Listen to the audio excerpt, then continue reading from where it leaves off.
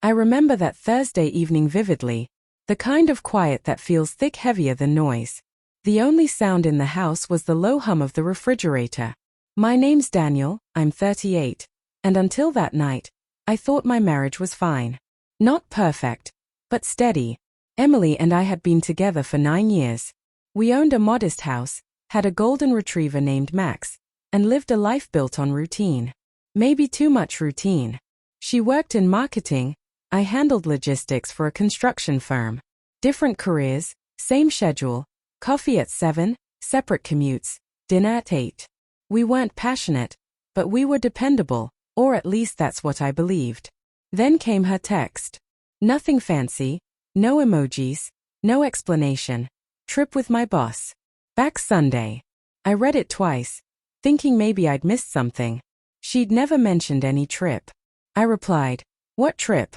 No answer. I checked the clock, 6:27 p.m. Her office closed at 6. A quiet unease started crawling through me. I called her. It went straight to voicemail.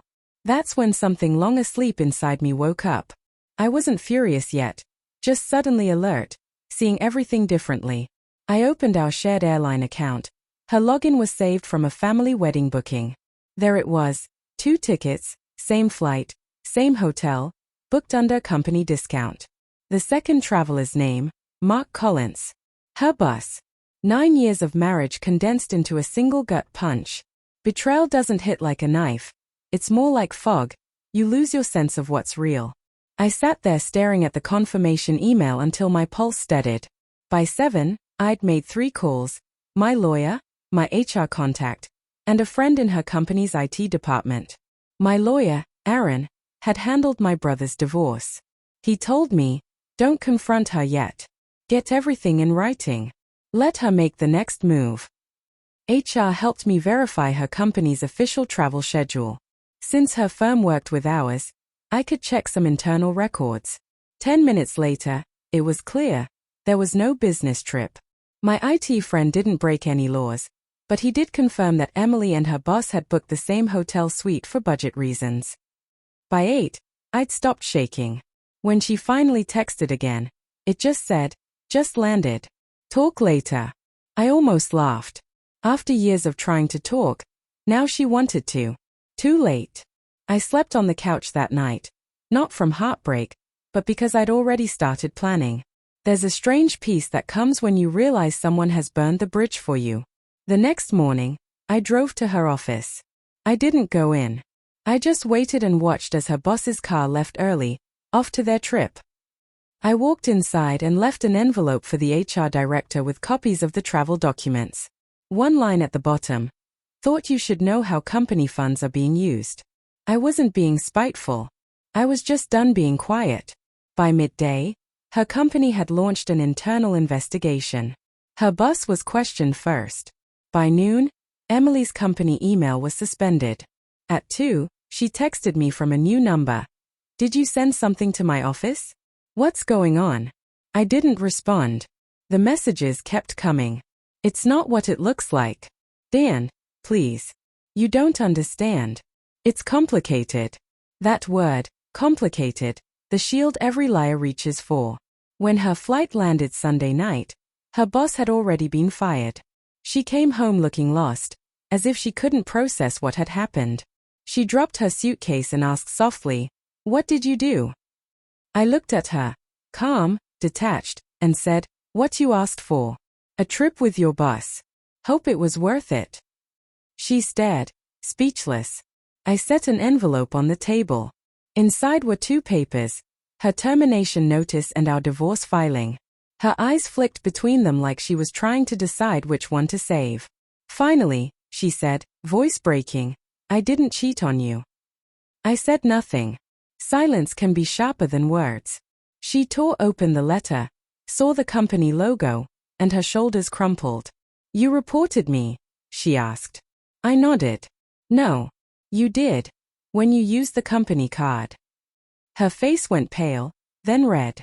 "You just ruined my career." I took a slow breath. "You ruined more than that."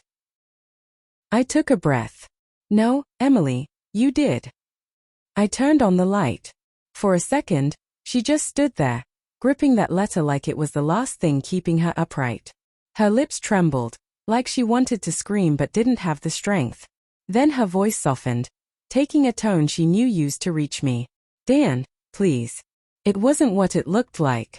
We were just. I cut her off before she could finish. My voice wasn't raised, but it was enough. Whatever story you've practiced, save it.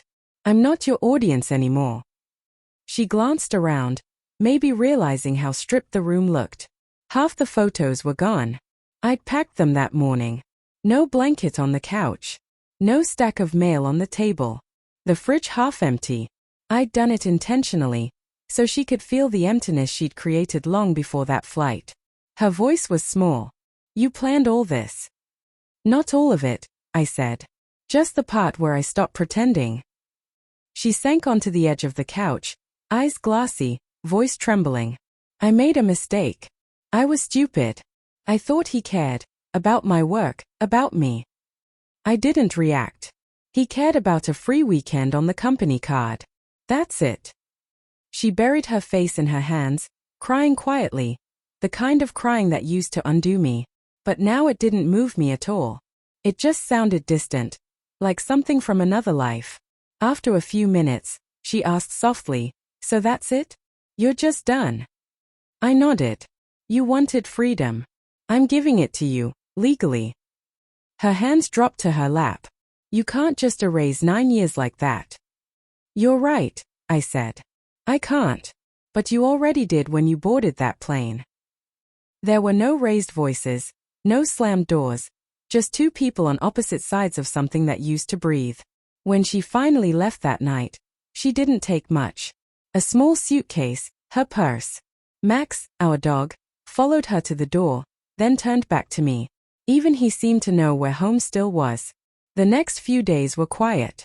Too quiet, maybe, but it wasn't the kind of quiet that hurts anymore. It was the kind that heals.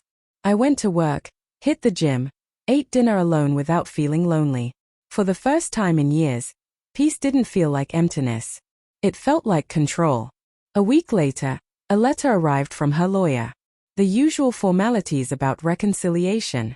I didn't respond. Some things don't need closure. They just need distance.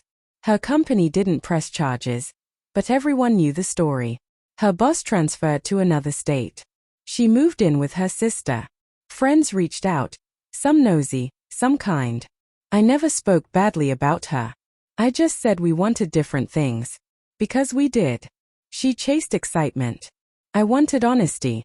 You can't build a life where one thrives on chaos and the other on calm. Months passed. One evening, a message appeared from an unknown number. I'm sorry. I didn't realize what I was throwing away. I looked at it for a while, then deleted it. No anger. No satisfaction. Just finality. People say revenge is sweet. I disagree. Revenge is noisy. Closure is quiet. Now, when someone asks if I'd ever marry again, I smile and say, maybe. When I meet someone who understands that loyalty isn't about staying, it's about choosing to, every day. Because love isn't proved through grand gestures or lavish trips. It's found in small, unseen moments, the look across a room that still feels safe. Emily taught me that trust doesn't vanish all at once. It fades, like sunlight behind curtains, until one day it's just gone. And when it is, you don't chase the dark for answers. You learn to wake up earlier. So yes, my wife once texted me, trip with my boss. 10 minutes later, she lost everything she'd taken for granted. Not because I wanted revenge, but because I finally remembered who I was before I kept forgiving her.